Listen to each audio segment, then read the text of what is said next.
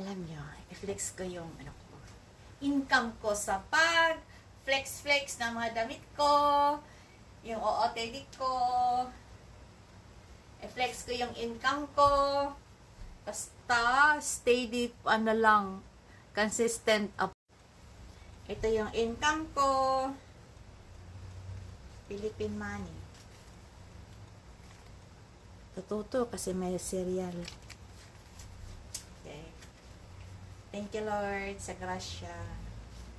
Maskin wala ko trabaho, naka-income pa ko sa akong pag-vlog. Ako sa pamaypay kay, nung happiness and happiness and joy, nag-combine. So, nga ako naong nag-blink ang mata. Ano siya sign sa malipayo. Kasi pamaypay.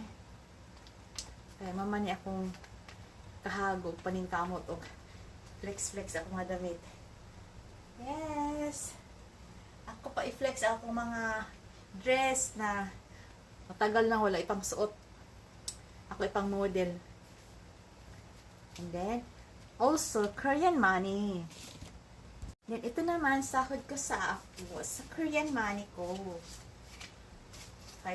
50,000 won each and 10,000 won each. Ito lang, pamaypay!